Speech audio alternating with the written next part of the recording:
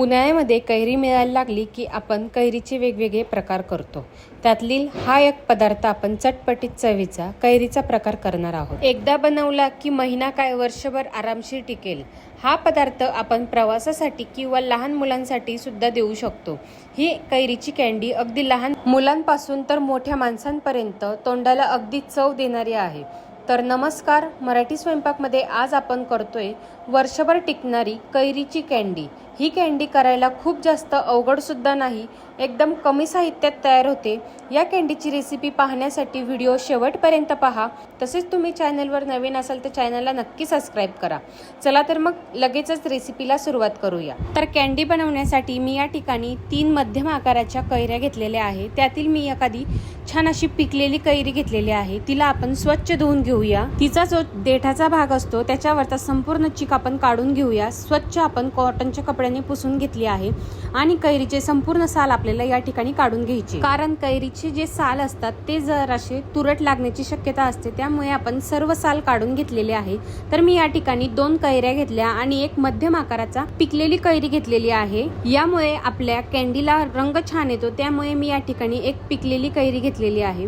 आता या कैऱ्यांची आपल्याला छान असे जाडसर फोडी तयार करून घ्यायच्या आहे. या कैरीच्या तुम्ही जाड किंवा बारीक फोडी केल्या तरी चालेल, कारण आपल्याला ही कैरी शिजायलाच ठेवायची आहे. त्यामुळे तुम्ही याच्या जाड किंवा बारीक फोडी सुद्धा करू शकता. तर अशा पद्धतीने मी जाडसर या ठिकाणी सर्व कैऱ्यांच्या फोडी तयार करून घेतलेल्या आहे. तुम्ही बघू शकता पिकलेल्या कैरीची सुद्धा मी फोडी तयार करून घेतलेल्या आहे. तो दिसायला जरी आंबा वाटत असेल तरी ही कैरीच आहे. 2 मध्यम आकाराच्या मी कच्च्या कैऱ्या घेतल्या आहे आणि एक मध्यम आकाराची पिकलेली कैरी घेतलेली आहे. आता या कैऱ्या आपल्याला शिजवून घ्यायच्या आहे. तर सर्वात आधी मी एका बाउलमध्ये सर्व कैऱ्या घालत आहे. कैरीच्या बारीक फोडी केल्यामुळे कैरी पटकन शिजल्या जाते. त्यामुळे मी या ठिकाणी अशा जाडसर किंवा बारीक फोडी तयार करून घेतल्या आहे. त्यामध्ये आपल्याला पाव चमचा मीठ घालायचं, अर्धा ते पाऊण ग्लास आपल्याला पाणी घालायचं. पाणी खूप जास्त घालू नका. त्यानंतर आपल्याला हे छान असे शिजवून घ्यायचे आहे. तुम्ही हे कुकरला सुद्धा 1 ते 2 शिट्टीमध्ये शिजवू शकता. खूप छान असे मऊ शिजले जातात. तर मी हे सुद्धा कुकरमध्ये शिजवून घेतलेले आहे. छान असे मऊ पडलेली आहे ही कैरी. मी या ठिकाणी साधे मीठ वापरले आहे. हवं तर तुम्ही काळं मीठ सुद्धा या ठिकाणी वापरू शकता.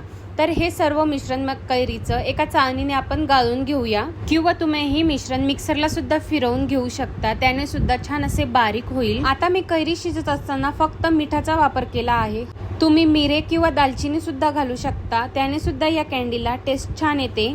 आता आपण हा कैरीचा पल्प संपूर्ण गाळून घेतलेला आहे. हा चौथा जो उरलेला आहे तो आपल्याला टाकून द्यायचा, तो आपल्याला घ्यायचा नाही. तर या ठिकाणी मी संपूर्ण पल्प काढून घेतलेला आहे. तर अशा पद्धतीने मी सर्व कैरीचा पल्प तयार केला. त्यामध्ये आपल्याला अर्धा कप साखर घालायची. साखर तुम्ही आवडीनुसार कमी जास्त सुद्धा करू शकता, किंवा साखरेऐवजी तुम्ही या ठिकाणी गुळ सुद्धा वापरू शकता. फक्त गुळामुळे ही कँडी छान अशी कोरडी होत नाही, तिला थोडा ओलसरपणा असतो. त्यामुळे मी या ठिकाणी साखरेचा वापर केलेला आहे. मस्त आपली या ठिकाणी स्मूथ एकसंध पेस्ट या ठिकाणी तयार झालेली आहे. आता आपल्याला मध्यम गॅसवर ही साखर या पल्पमध्ये चांगली विरघळून घ्यायची आहे. आता साखरेचे प्रमाण कैरीवर अवलंबून असते. तर मी या ठिकाणी जी लोणच्यासाठीची कैरी असती ती मी या ठिकाणी घेतली होती. त्यामुळे मी या ठिकाणी अर्धा कप साखरेचा वापर केलेला आहे. तुम्ही जर तोतापुरी कैरीचा वापर करणार असाल तर तुम्ही पाव कप साखर सुद्धा या ठिकाणी वापरू शकता. आता या कँडीला छान असा चटपटीतपणा यावा यासाठी मी या ठिकाणी अर्धा चमचा चाट मसाला घातला आहे. चाट मसाल्यामुळे या कँडीला छान असा चटपटीतपणा येईल. आता ही कँडी आपल्याला मंद गॅसवर छान अशी शिजवून घ्यायची आहे. तुम्ही बघू शकता जोपर्यंत ही कँडीची हे पल्प छान असे ट्रान्सपरंट दिसत नाही तोपर्यंत आपल्याला हे छान असे शिजवून घ्यायचे आहे. आपण जसजसं हे मिश्रण शिजवत जाऊ तसतसं या मिश्रणाला छान अशी चकाकी येते, आणि जसजसं आपण हे मिक्स करत राहू तसतसे या मिश्रण छान असे दाटसर व्हायला लागते. असे दिसायला लागले की असे समजायचे आपले मिश्रण या ठिकाणी तयार झालेले आहे. तर आपले मिश्रण या ठिकाणी तयार झालेले आहे. तुम्ही बघू शकता छान असे दाटसर आणि चकाकी सुद्धा आलेली आहे. त्यानंतर मी या ठिकाणी एक ताट घेतलेला आहे. त्यामध्ये आपण साधारण 1 चमचा तेल घालूया. तुम्ही तेलाऐवजी तूप सुद्धा घालू शकता. ते तेल आपण या ताटावर संपूर्ण पसरवून घ्यायचं आहे, कारण आपण जी कँडी तयार केलेली आहे ती आपल्याला या ताटामध्ये ओतून घ्यायची आहे. त्यामुळे संपूर्ण कडाला सुद्धा आपल्याला या ठिकाणी ताटाला तेल लावून घ्यायचे. आता आपण जे तयार केलेले मिश्रण होतं ते आपल्याला या ताटामध्ये ओतून घ्यायचं आहे. तर बघा काय शायनी आणि चकाकी या मिश्रणाला दिसत आहे.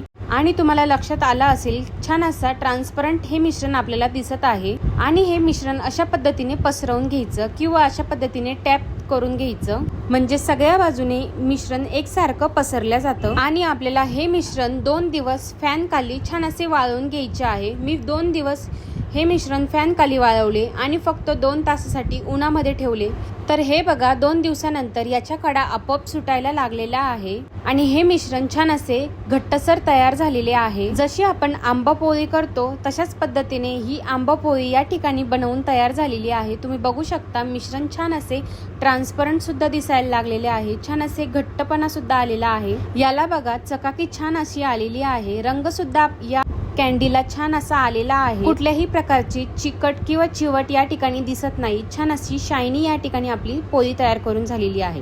आता आपण हिच्या छोट्या छोट्या अशा वड्या तयार करून घ्यायच्या जेणेकरून आपल्याला त्या खायला सुद्धा सोयीच्या होतात। त्यामुळे मी या ठिकाणी मध्यम आकाराच्या वड्या करत आहे। वड्या करत असताना हे पल्प किंवा ही कॅन्डीचं मिश्रण जराही सुरीला चिपकत नाही, तुम्ही बघू शकता छान अशा कापल्या जात आहेत। तर हे बघा काय मस्त आपली छान अशी कैरीची कॅन्डी या ठिकाणी बनवून तयार झालेली आहे। काय सुरेख रंग आलेला आहे, अगदी बघूनच तोंडाला पाणी सुटेल अशी कॅन्डी आपली या ठिकाणी बनवून तयार झालेली आहे। तुम्ही बघू शकता छान अशी चिवट सुद्धा या ठिकाणी झालेली नाही। लहान मुलं असो किंवा म्हातारी माणसं असो ते सुद्धा ही कैरीची कॅन्डी अगदी सहज खाऊ शकता, अगदी तोंडाला चव देणारी आहे। तुम्ही ही कैरीची कॅन्डी अगदी प्रवासाला सुद्धा नेऊ शकता। आता कैरीचं सीझन आहे त्यामुळे तुम्ही ही कैरीची कॅन्डी एकदा नक्की बनवून बघा आणि तुम्हाला ही कॅन्डी कशी वाटली ते मला कमेंटमध्ये नक्की सांगा। तर बघा काय मस्त आपली ही कैरीची कॅन्डी या ठिकाणी बनवून तयार झालेली आहे। हवाबंद डब्यामध्ये किंवा फ्रीजमध्ये तुम्ही ही कॅन्डी ठेवली तर महिनाभर काय 1 वर्ष आरामशीर टिकेल। आता आपण ही कैरीची कॅन्डी संपूर्ण मोकळी सुटसुटीत करून घेऊया किंवा तुम्ही काचेच्या बरणीमध्ये भरून सुद्धा ठेवू शकता। तुम्ही या कैरीच्या कॅन्डीवर थोडेसे लाल तिखट सुद्धा घालून खाऊ शकता, त्याने सुद्धा या कैरीच्या कॅन्डीला एक छान मस्त टेस्ट येते। जर तुम्हाला ही कैरीची कॅन्डी आणखीन चटपटीत करायची असेल तर तुम्ही यावर थोडासा चाट मसाला किंवा काळं मीठ सुद्धा घालून खाऊ शकता। तर तुम्ही सुद्धा ही कैरीची कॅन्डी एकदा नक्की बनवून बघा, कशी वाटली ते मला कमेंटमध्ये नक्की सांगा। जर तुम्हाला या कॅन्डीची व्हिडिओ आवडली असेल तर व्हिडिओला एक लाईक नक्की करा, तुमच्या मैत्रिणींना नातेवाईकांना जास्तीत जास्त लोकांना शेअर करा। अशाच छान सुंदर चटपटीत रेसिपी पाहण्यासाठी मराठी स्वयंपाकला नक्की सबस्क्राईब करा। तर पुन्हा भेटूया अशाच एका नवीन व्हिडिओमध्ये, तोपर्यंत धन्यवाद।